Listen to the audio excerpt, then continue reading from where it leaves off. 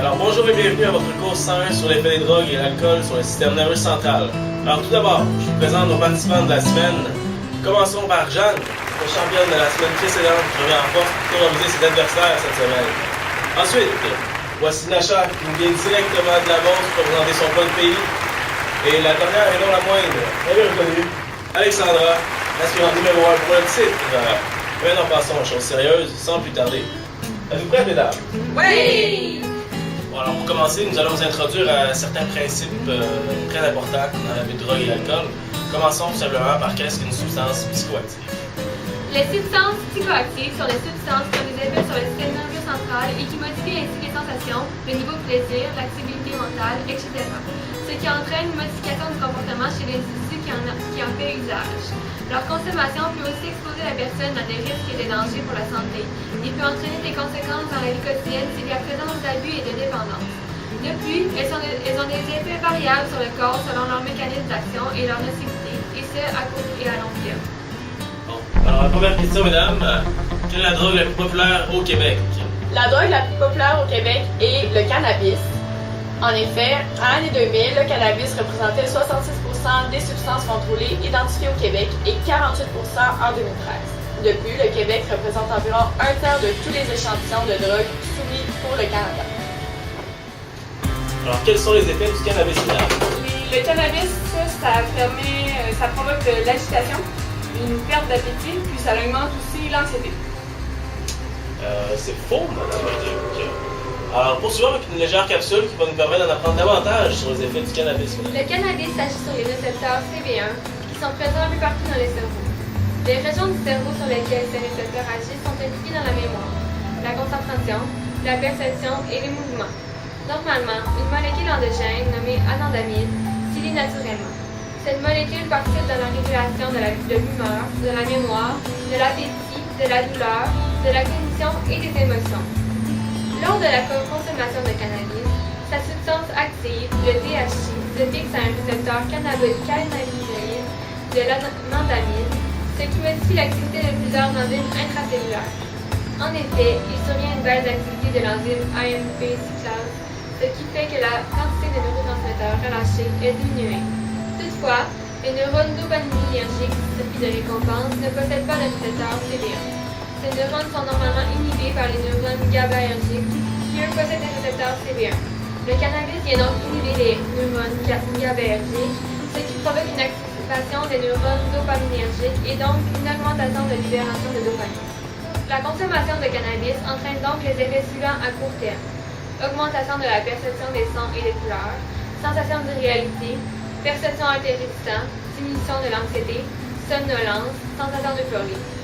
À plus long terme, la consommation de cannabis entraîne une perte de récepteurs CB1 au niveau des artérioles cérébrales, ce qui provoque la réduction du flux sanguin et donc l'apport en glucose et en oxygène au cerveau.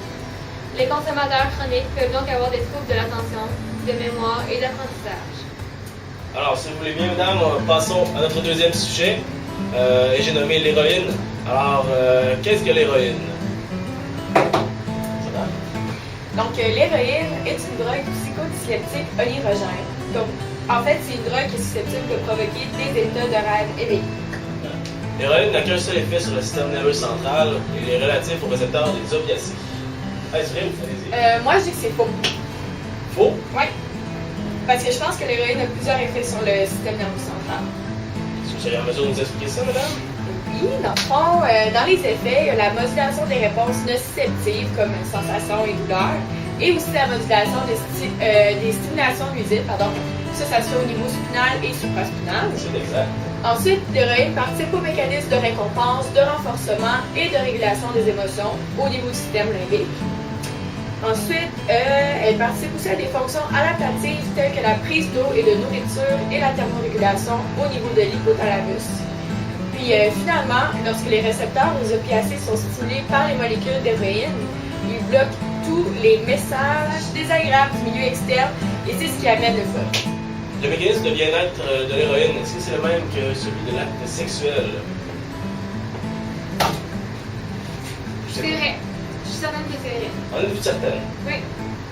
Et vous, mesdames? Je sais pas. Alors, je dois vous avouer que c'est faux. En fait, il y a effectivement une sensation de bien-être lors de la consommation de l'héroïne. Cette drogue donne un effet de bien-être paroxystique. Et donc, paroxystique, ça veut dire que c'est un état de bien-être qui est décuplé, si on veut, par rapport à l'orgasme. C'est énorme. Ensuite, on peut cependant pas dire que le mécanisme est le même que celui lors de la consommation d'héroïne et de l'acte sexuel.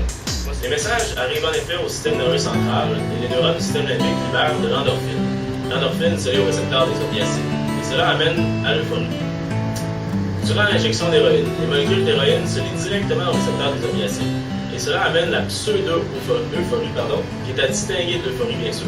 Donc, lors de l'acte sexuel, la libération d'endorphine stimule les récepteurs et amène à l'euphorie, tandis que lors d'une injection d'héroïne, les molécules stimulent directement les récepteurs et amènent une pseudo-euphorie. Ce qui est à noter, c'est que le récepteur est aveugle, donc il ne reconnaît pas en fait la molécule qui la stimule. Alors passons à la prochaine drogue, et j'ai nommé la fameuse cocaïne. Quel est le mécanisme d'action de la cocaïne, mesdames? Mais d'un point de vue général, la cocaïne elle provoque une stimulation de tout le système nerveux central via les systèmes dopaminergiques. Donc la cocaïne elle crée ce qu'on appelle la pseudo-euphorie comme l'héroïne. Excellent, tout le monde en reçoit. Prochaine question, mesdames. Quels sont les neurotransmetteurs affectés par la cocaïne et quels sont les effets sur ceux-ci? Vous savez pas? Non. Je vais répondre à votre place dans ce cas-ci. Alors en fait, la cocaïne agit sur les récepteurs postsynaptiques de la sérotonine, la noradrénaline ainsi que la dopamine. L'effet sur la dopamine semble à ce jour le plus vraisemblable. Toutefois, l'effet sur chacun des récepteurs des neurotransmetteurs est semblable. La cocaïne inhibe leur capacité de recapture dans la synapse et ainsi, cela crée une surconcentration des neurotransmetteurs dans la synapse et conséquemment, une intense sensation de plaisir. Alors, quelles sont les structures cérébrales les plus impliquées lors de la consommation de drogues de type?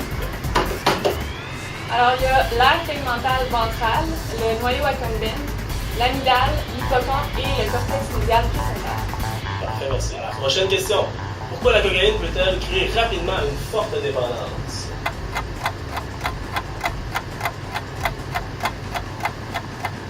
Vous n'êtes pas des grandes consommatrices de cocaïne, mesdames? Je vais devoir y répondre pour vous encore une fois.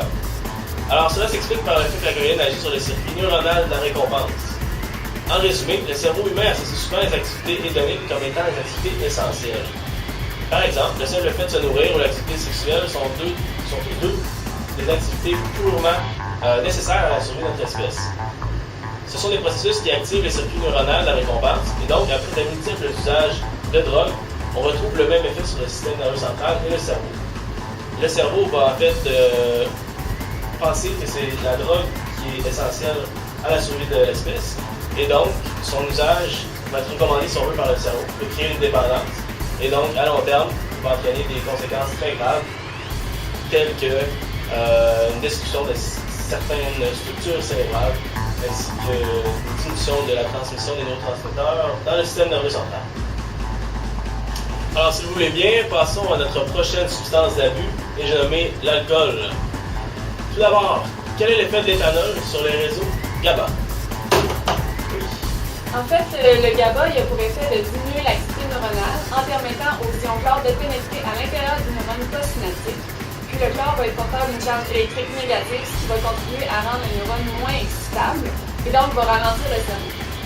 Puis quand on va consommer de l'éthanol, on va remarquer qu'il va y avoir un état exagéré de ce ralentissement-là parce que l'éthanol va aller se fixer sur les récepteurs, puis les canaux vont rester ouverts plus longtemps, puis le chlore va pénétrer en plus grande quantité, donc justement ça va créer un effet plus grand de ralentissement. Excellent. Alors, prochaine question. Vrai ou faux? Une consommation chronique d'alcool amène progressivement une hypersensibilité des récepteurs NMDA au glutamate ainsi qu'une désensibilisation des récepteurs GABA. Qu'en pensez-vous? C'est vrai. L'organisme désensibilise les récepteurs au GABA et cela va donc diminuer le nombre de récepteurs au GABA afin d'éviter que le cerveau ne soit trop au ralenti. C'est ce type d'adaptation qui entre l'alcoolisme dans les neurones et le cerveau est donc contraint d'inventer un nouvel état d'équilibre. Quand un alcoolique arrête de boire, l'équilibre précaire s'effondre et c'est ce qui crée l'état de sevrage qui se remarque par une nervosité accrue, des tremblements, des extrémités du corps, de la confusion, de la sueur excessive, etc. Excellent, très bonne réponse. La prochaine question, encore une fois un vrai ou faux. Le volume du cerveau peut diminuer chez les gros buveurs d'alcool. Oui. La réponse est vraie. En fait, l'alcool va être une substance anesthésiante qui agit comme narcotique sur les cellules du cerveau, ce qui a pour effet un ralentissement de la communication entre les neurones. De plus, les cellules du cerveau vont aussi fonctionner différemment. Donc, au final, certaines cellules du cerveau vont aussi disparaître. Et c'est ce qu'on appelle la perte de tissu cérébral. Donc, elle s'observe clairement à partir d'une consommation quotidienne de 6 verres d'alcool, puis est due à la toxicité de l'alcool aussi, qui vient détruire les cellules cérébrales. De ce fait, le volume du cerveau va rétrécir quand on va consommer de l'alcool avec excès pendant des années. Donc, le volume du cerveau peut ainsi diminuer de 10 à 15% chez les gros buveurs après 10 à 15 ans. Et de plus, il y a aussi des techniques d'IRM qui nous permettent de voir que même dans les cas d'une consommation qui est modérée, on peut aussi avoir des altérations du fonctionnement et de la structure du cerveau. Excellent, merci. Alors, merci d'avoir été là cette semaine. On se revoit la semaine prochaine pour la continuité des hostilités entre nos 3 participantes. Et merci d'avoir été des nôtres. À la prochaine!